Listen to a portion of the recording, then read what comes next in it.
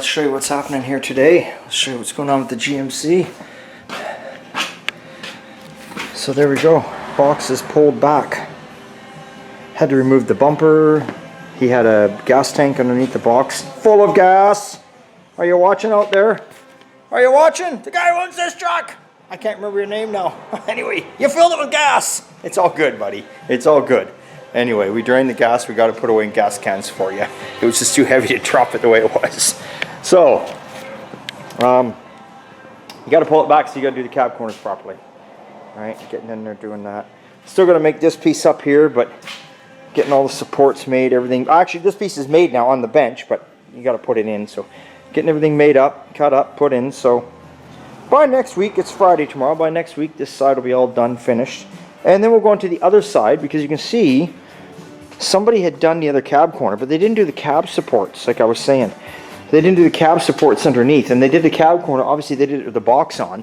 You can see right here, they welded it, and then they came down, because they can only get in so far, because the box was on. And it's all rotten in behind here, and the cab support under here is rotten, so we're going to have to do something there with that. We'll see what we can do for the gentleman here. I might have an old cab corner where I only used the front half and I didn't use the back like they did here. Sometimes that does happen. Might be able to help them out there, but if not, I'm just going to end up buying a new cab corner, even though that is new, putting it on. But yeah, so that is what is going on there today. And then we're working on the Galaxy. We're working on the Galaxy over here. Uh-oh. Oh, there's my wife running into the office. Hang on a second, I better check on my wife. Okay, so what else here? What else here? Had to deal with my lovely wife. She comes out and does all the paperwork, and she puts all these videos up for you guys. You think I put these videos up? I have no idea how to do that stuff. You know why? Because I don't care and I'm not interested. I'm not that kind of guy. So if it wasn't for my wife, there'd be no videos. It'd be probably... I do the Facebook and Instagram, but there'd be no sales on anything. There'd be no nothing. I just don't know how to do it. Anyway, so little 54. Got a windshield in it, got wipers on it, we got all the goodies on it. I got to take the wheels and tires off, clean up the white walls. I've driven it a few times just around the yard here, so I'm going to adjust the brakes one more time. But when you have drum brakes and they're new, and you got to drive it for a couple hundred miles, and they'll seat themselves in, and then you readjust them. It's just the way it is. So yeah, she's all done. She's pretty much done. I got to put front door panels on, door locks, clean up wheels and tires, clean up car, and it's out of here. It is out of here, which is good.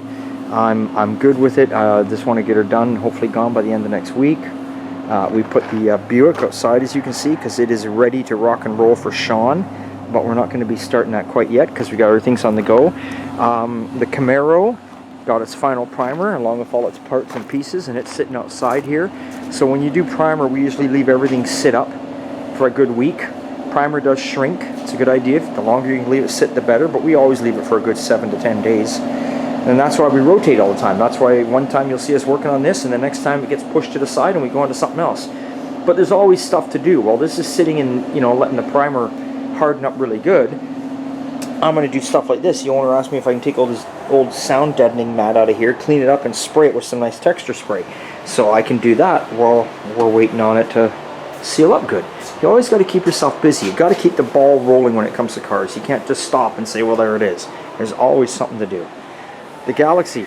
Sean and I fit the hood today. The time we fit the hood to the fenders, that was nearly 6 hours. That's right, 6 hours. But look at these lines and gaps. Beautiful line right there. Nice line right there. Same. Doors are nice. Can't get better than this. We'll show you.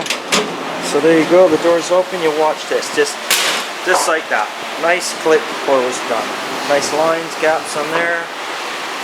Looking good. Good. This is all prepped out for paint, or getting prepped out for paint. Here's the pieces for the Camaro we're talking about. There they all are. So that's done. Now we'll get over here. See what's happening right here. So the Ford pickup, I'm going to be going onto it tomorrow. I'm putting the doors on her. We got her off and running. Are the keys still in it? Yeah, the key's still in it.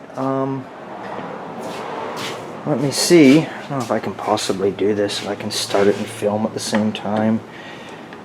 We'll see. I gotta get an air cleaner on this son of a bitch. If you're out there watching, buddy, Brad, bring me an air cleaner. I hate leaving carbs sit like that. I should have a towel over it, honestly. Should have a fucking seat too, to be honest. Oh my god. Hang on, I gotta set the camera down, boys and girls. Yeah, I'll go like this. You guys can watch me as I get in. Maybe you can watch me. You can watch me slip and fall and whatever else is gonna happen here. Okay, let's see if we can get this. Okay. Put her in neutral. Couple pumps of the old gas. We're in neutral. Crank up the key. Let's see.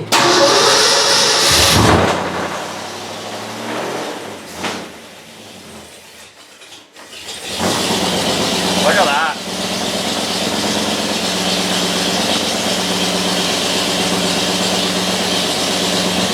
Let me get out of here. Oh. Holy fuck. There you go.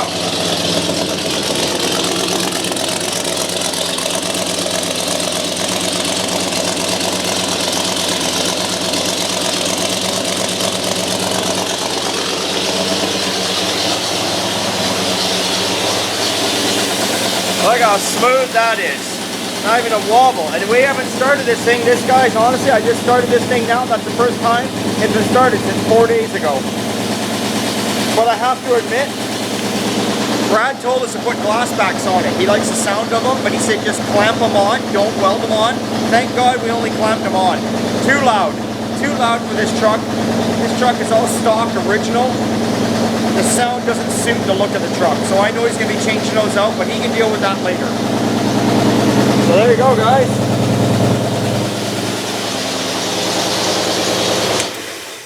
Shut her down. We always leave battery cables off of everything. Anyone that brings us a car, when it sits, battery cables come off. Regardless of what we're doing. We just take them off. So there she is, though. She's a runner. She's running like a dream. Can't get any better than that, now can you? Everybody's happy. Okay, guys, well, show you a few things here. My Model A, had the guy over. My glass guy was here yesterday, took all the templates for the glass. Beautiful. And I had my upholstery man over today. So he put the push on me. He said, Rick, you got to get me this car by November. Oh, he didn't put the push on, but he said he would help me out and he would do some of it. So he's going to start by doing the patch, and I think I've got him talked into doing all the carpeting throughout the whole car. Whether he wants to do the rest or not, I don't know. And we're waiting on parts and pieces for the Camaro. Right? We're waiting on some stuff for that before we can go any further. So you guys saw yesterday, I was giving you a glimpse of some of my goodies you've seen before. Here, we'll get some more glimpses of what I got going on. There's all these intakes you see here, these are not aftermarket. These are original intakes. Intakes. Packard taillights with quarters. Headers for flatheads. 3-speed shifters. 4-speed shifters. You know, air cleaners, fin valve covers. All sorts of shit. More finned heads from the day. More Packard taillights with quarters. This is just Model A shit. That's just what you've been seeing the last day or two is just a little bit of what I have. But I've been slowly getting rid of stuff. I've been slowly putting things on Marketplace. People are like, what the hell, man? You're selling some stuff on Marketplace. Oh, fuck, I hate the internet and I hate dealing with the people on it. But I'm getting rid of some of the stuff that I know I'm never ever going to use. It's stuff I was hanging on to, but I'm never going to have a car in the 60s, and I'm not going to have this and have that. So I'm slowly getting rid of stuff. So there's a few things I've been getting rid of. But with that being said, I'm going to put the word out. You guys all know my 52 Chevy, Bittersweet. She will be on Marketplace for sale probably tonight or tomorrow. I've owned that car for over 20 years. She looks rusty, which, you know, but I did all the floors, did all the body mounts. It's got a 283 with a mild cam with a 4-barrel, dual exhaust, turbo 350 tranny, 55 Chevy rear end, 355 gears, all new, 20,000 miles on it. It's got stock suspension, all rebuilt in the front, stock drum brakes, all rebuilt, no problems, brand new leaf springs, brand new drive shaft, brand new radiator, brand new wide white radials, chrome wheels. I was leaving that car at the patina look, and my plan was always to do the interior right back original stock, and I had done the headliner. I'm selling it. I'm getting rid of her, but only if I get what I want for it.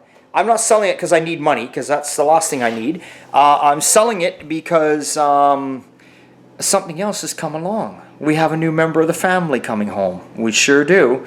And so I'm putting her up for sale. If she goes, she goes. If she doesn't, she doesn't. I am asking a high number. Some of you guys might look at the number and you see it on Facebook and be like, oh my God, you're joking. But like I said, it's not about the money. It's about if I get what I have a number in my mind. I'm asking a number, but there's a number in my mind. If I get that number that's in my mind, that's how I work things out. If I get what I think I want, then I know it was meant to be. It was meant to move on. So look up my 52 Chevy.